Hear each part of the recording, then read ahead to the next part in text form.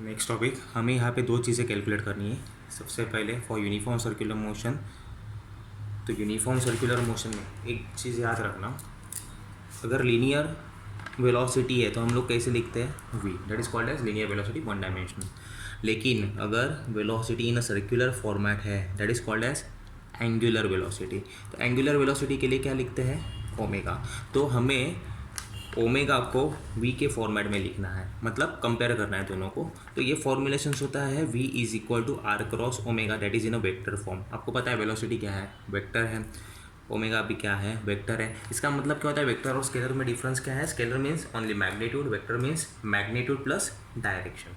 तो हमें ये फॉर्मूला को डिराइव करना है, क्लियर है। तो यहाँ पे देखो, तो डायग्राम समझ लेना सबसे पहले। तो पी के कंसिडर किया मैंने ऑब्जेक्ट, हाँ, P is object in a uniform circular motion. तो सिंपल सी बात है, वेलोसिटी कैलकुलेट करना है तो वेलोसिटी का बेसिक फॉर्मूला यूज़ करेंगे। Velocity is nothing but displacement upon time. अब डिस्प्लेसमेंट क्या होगा, P starting from this point again return at same point, again return at same point, that means what, circumference of the circle. ये distance क्या travel करेगा, distance is nothing but circumference of circle, clear है। तो simple सी बात है, velocity का formula v is equal to displacement upon time. तो टाइम का मतलब क्या होता है, time period which is required to complete one revolution. Time period का मतलब क्या हो जाएगा, it is a time required to complete one revolution. Simple सी बात है। तो स्पीड की value v is equal to distance या फिर डिस्प्लेसमेंट कह सकते हो, displacement upon time, displacement in unit time, clear है। एक सर्कुलर पाथ कंप्लीट होने के लिए जो टाइम रिक्वायर्ड है that is called as time period, clear है। और डिस्टेंस क्या कवर करेगा, 2πr, that is nothing but the circumference of circle, clear है। तो ये मुझे वेलोसिटी की वैल्यू मिल गई, ओके। तो वेलोसिटी क्या होती है आपको क्लियर है, हाँ। तो मतलब ये सर्कल है, ये सर्कल को अगर मैं यहाँ से कट कर दूँ और स्ट्रेट लाइन बना दूँ, मतलब ए पॉइंट है और यहाँ पे बी पॉइंट है। अगर मैंने इसको कट कर दिया तो मेरे पास कितने पॉइंट हो जाएंगे, ए एंड बी। तो ये हो गया ए पॉइंट, ये हो गया बी पॉइंट, हाँ। और ये नथिंग बट क्या हो जाएगा, distance is nothing but 2πr, that is called as circumference of circle. तो मुझे वेलोसिटी की वैल्यू कैलकुलेट कर ली।